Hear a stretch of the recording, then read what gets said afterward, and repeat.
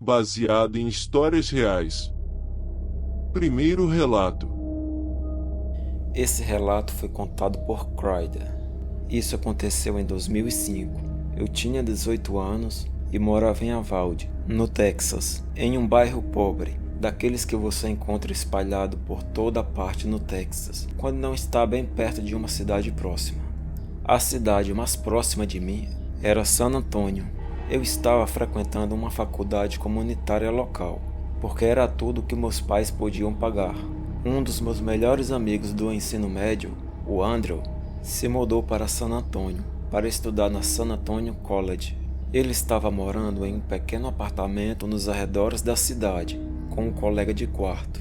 Sua namorada também ficava com ele com frequência, já que a cidade ficava a apenas 1h30 de distância.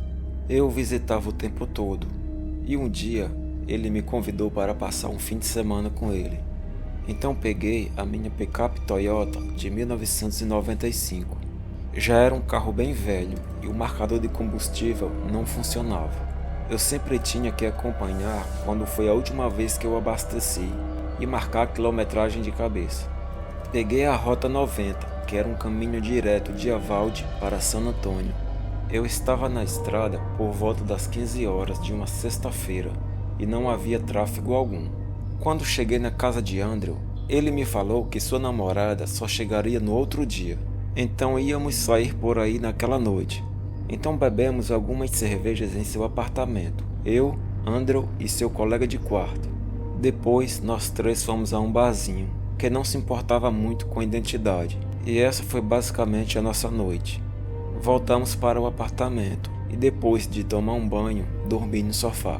O dia seguinte seria quase a mesma coisa, mas Andrew e sua namorada estavam tendo problemas o dia todo. Estávamos bebendo, e à medida que os dois ficavam mais bêbados, ela começou a gritar com ele na minha frente, e a situação ficou muito desconfortável. Eu não bebi muito naquele dia, porque eu já estava hesitante se ia passar a noite por lá.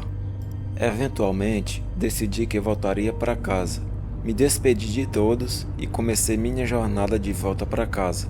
Já era muito tarde, talvez um pouco antes da meia-noite. A Rota 90 estava deserta essa hora, então eu estava indo rápido, mas de repente o motor começou a falhar e senti meu coração afundar quando percebi que esqueci de abastecer o tanque. Reduzi a velocidade, mas era tarde demais, o motor morreu. Fui para o acostamento e tentei ligar o carro algumas vezes, mas não adiantou. Peguei meu celular, que era tão ruim quanto meu carro, e tentei pegar sinal, mas sem sucesso, não consegui ligar para pedir ajuda. Tive que ligar o pisca-alerta e torcer para que um bom samaritano passasse. Aproximadamente 10 minutos depois, avistei um carro vindo. Acenei para o carro quando ele vinha se aproximando, mas ele passou direto. Eu estava começando a me sentir sem esperança. Talvez devesse apenas dormir no carro e esperar até amanhecer para pedir ajuda. Então foi isso que decidi fazer. Entrei no carro e inclinei o banco para dormir. Eu ouvia carros passando ocasionalmente, mas não parecia valer a pena chamar as pessoas na escuridão. Certamente ninguém ia ter coragem de parar. Eu já estava cochilando quando acordei com uma porta de carro sendo fechada atrás do meu carro. Olhei no retrovisor e vi um carro parado atrás do meu, com os faróis ligados. Virei-me para olhar melhor e vi uma caminhonete, mas não consegui ver ninguém dentro dela e nem fora. Mas eu imaginei que alguém estivesse parado para me ajudar. Saí do carro e disse, com licença, mas não obtive resposta. Me aproximei da caminhonete e confirmei que não tinha ninguém dentro. E rapidamente eu voltei para meu carro. Eu já estava com medo porque isso tudo estava muito estranho. Mas podia ser que alguém estivesse parado ali para urinar no bosque. E de repente houve um toque na minha janela. Tomei um susto ao ver um homem olhando para dentro do meu carro e sorrindo. Eu não fiz nada, apenas o encarei. Então ele disse, e aí amigo? Precisa de uma mão? Eu abaixei a janela e disse, Fiquei sem gasolina. Então o homem disse: "Isso é um problema. Saia e me ajude com isso rapidinho." Quando ele disse isso, eu pensei que ele queria que eu ajudasse com um galão de gasolina para encher o tanque, ou algo do tipo. Então saí do carro e fechei a porta, esperando que ele me chamasse até a sua caminhonete. No entanto, ele ficou ali olhando para mim e, ainda sorrindo, disse: "Preciso que você esvazie seus bolsos, por favor." Levei um segundo para processar o que ele queria. Eu era literalmente um estudante universitário quebrado, dirigindo uma caminhonete velha, e não queria ser roubado do pouco que eu tinha. Então corri na direção das árvores. Eu era menor que ele, porém mais rápido. Olhei para trás e vi que ele continuava me perseguindo. Quando cheguei no meio das árvores, comecei a zigue-zaguear para despistá-lo, e consegui me agachar atrás de uma árvore para recuperar o fôlego. Ouvi seus passos se aproximando e segurei a respiração. E ele disse em voz alta: "Eu vou te matar, seu lixo." Eu estava com muito medo que ele me encontrasse naquele momento, e mesmo depois de ouvir seus passos se afastando, eu não me movi. Na verdade, fiquei atrás dessa árvore até o amanhecer. Quando o dia clareou, andei devagar até a estrada e vi que a caminhonete dele não estava mais lá, mas as portas do meu carro estavam abertas, mas não tinha nada de valor. O meu dinheiro estava comigo no bolso e o meu celular também. E depois de alguns minutos, finalmente apareceu um bom samaritano que me deu uma carona até o posto de gasolina mais próximo. Comprei um galão de gasolina e o homem me levou de volta até o meu carro, onde enchi o tanque suficiente para levar o meu carro até o posto de gasolina. E depois disso, até que enfim eu consegui chegar a salvo em casa. Mas isso foi uma lição real de vida para mim. Segundo relato. Esse relato foi contado pela Catherine.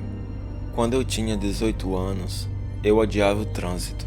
Eu era muito arrogante na estrada, buzinando quando ficava impaciente, quase cortando as pessoas. Eu estudava às 5 horas de casa, e não importa que dia da semana fosse, o tráfego ficava sempre terrível à medida que eu me aproximava de casa. Eu preferia dirigir para casa à noite, para evitar o trânsito. Isso reduzia uma viagem de 4 a 5 horas para uma viagem de 3 horas. Era o início das férias de inverno, já que o semestre de outono tinha acabado e todos os meus amigos partiram para casa no mesmo dia. Eu só esperei até mais tarde da noite para sair, porque não tinha nada que eu odiasse mais do que o trânsito. Eu dirigia de forma bastante agressiva, e admito que era conhecida por dirigir com o tanque quase vazio constantemente.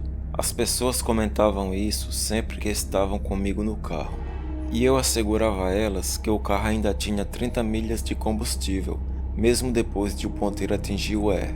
No entanto, descobri na noite que estava voltando da escola que estava errada. Eu estava apenas a cerca de 1 hora de viagem na rodovia, quando o ponteiro atingiu o E. Eu estava arriscando esperar por uma placa de posto de gasolina, em vez de procurar o mais próximo no mapa. O carro começou a fazer alguns barulhos estranhos de repente e a trepidar. E foi quando eu percebi que talvez estivesse esvaziado o tanque de vez. Saí na primeira saída e esperava que levasse diretamente a um posto de gasolina. No entanto, essa saída estava escura, sem luzes de rua. Havia apenas árvores dos dois lados. Eu estava com medo de diminuir a velocidade e perder a velocidade, porque não sabia se teria combustível suficiente para encontrar um posto de gasolina. Passei por um sinal de pare no final da saída e fiz uma curva rápida na estrada, que se cruzava com outra estrada escura, cercada por florestas. Ali eu vi que estava em apuros, e o carro nesse momento parou. As coisas só pioraram quando eu peguei o meu telefone e vi que não tinha sinal. Eu tinha um T-Mobile, que é a pior recepção possível em qualquer lugar longe de uma grande cidade. Eu estava aterrorizada porque não sabia o que fazer. Liguei os avisos de emergência e apenas esperei alguém passar. Foi um longo tempo antes de eu ver faróis se aproximando. Quando vi, liguei os faróis para chamar a atenção deles, e eles passaram por mim, deram meia volta e pararam na grama, atrás do meu carro. Eu não sabia quem estava saindo daquele carro. Eu era apenas uma garota de 18 anos indefesa. Abaixei um pouco a janela do carro conforme esse homem se aproximava e disse a ele que precisava de ajuda e que tinha ficado sem gasolina. Ele se ofereceu para me dar uma carona até o posto de gasolina mais próximo. Ele era um cara careca e de óculos, parecia um cara confiável e eu não tinha outras opções aparentes, então aceitei a oferta. Saí do meu carro e o segui até o carro dele, certificando-me de trancar as portas do meu carro antes. Havia um cheiro esquisito no carro dele, mas eu não consegui identificar o que era. Então ele seguiu a viagem de volta de onde ele estava vindo antes e começou a conversar comigo, perguntando de onde eu era e fazendo algumas perguntas básicas. Fui honesta com ele, dizendo que estava vindo da escola. Ele disse que morava na área e que dificilmente alguém saía da rodovia e ia para a cidadezinha deles. O caminho que ele estava tomando não tinha nenhum prédio por lugar nenhum. Era apenas florestas por toda parte. Perguntei a ele se estávamos perto do posto de gasolina e ele disse que sim, e que estava um pouco adiante na estrada. Eu comecei a ouvir algumas batidas vindo de trás do veículo.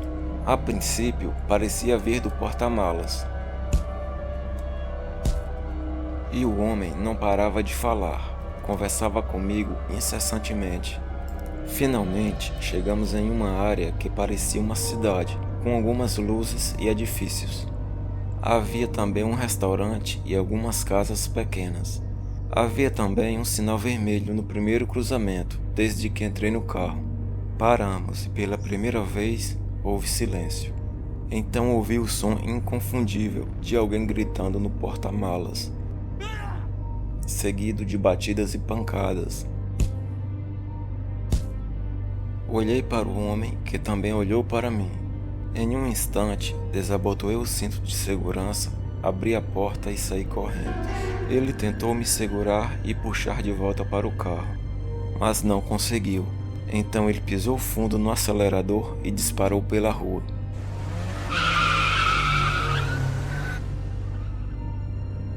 Corri para o restaurante e pedi ajuda, fazendo um escândalo.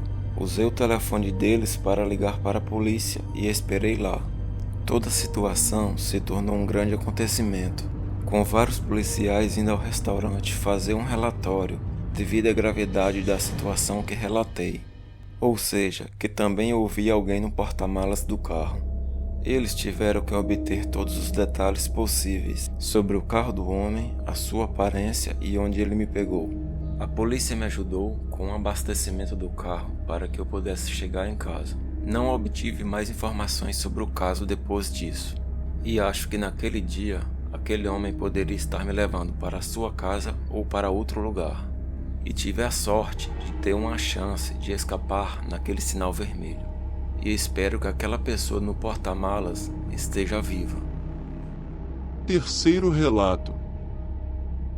Esse relato foi contado pela Amanda. Eu moro no condado de Burke, na Carolina do Norte, e estou acostumada com o estilo de vida tranquilo dessa região. Aqui ou ali você encontra algumas pessoas estranhas, mas geralmente não é nada de muito ruim. Meu horário de trabalho flutua, às vezes durante o dia, às vezes à noite. Em uma dessas noites, eu estava voltando do trabalho por volta das 3 horas da manhã. O meu telefone estava quase sem bateria. Eu estava com fome e cansada, e só queria pegar algo para comer e ir para casa. Parei em um posto de gasolina para abastecer, e também comprei um sanduíche e comecei a comer na lanchonete do posto. Um cara suspeito ficou me olhando por um tempo e depois saiu do estabelecimento sem comprar nada. Depois que eu terminei o lanche, entrei no carro e continuei minha viagem para casa. Essas estradas são muito escuras e sinuosas à noite, então eu estava dirigindo devagar, especialmente porque estava cansada depois de um longo dia de trabalho. E de repente, algo inesperado aconteceu. Eu não entendo muito de carros e nunca havia ficado sem gasolina antes, muito menos depois de ter acabado de abastecer. Tentei continuar dirigindo, mas o motor parou. Comecei a entrar em pânico, liguei para o meu marido imediatamente e graças a Deus ele atendeu. Eu vi que o ponteiro estava no E e perguntei para o meu marido como o carro tinha ficado sem gasolina depois de eu ter acabado de abastecer. Então eu saí do carro e senti um cheiro forte de gasolina. Eu falei isso para ele e ele me disse que parecia que havia um vazamento e iria até onde eu estava e chamaria nossa empresa de assistência na estrada. Mas nesse momento eu vi um carro se aproximando com os faróis apagados e parou bem atrás do meu carro. E eu me lembrei do cara suspeito que estava me observando no posto de gasolina. Eu falei rapidamente para o meu marido o que estava acontecendo e ele ficou subitamente preocupado. Então eu tranquei o carro rapidamente e corri para longe da estrada, em direção à primeira casa que encontrei. Quando consegui chegar em uma casa, todas as luzes estavam apagadas, mas toquei a campainha várias vezes de qualquer maneira. E de repente, uma luz se acendeu e a porta se abriu. Era um homem de aproximadamente 60 anos, e ele parecia que tinha acabado de acordar. Pedi a ele para me deixar entrar escondido e para carregar meu telefone. Após eu me explicar melhor, ele abriu completamente a porta e me deixou entrar.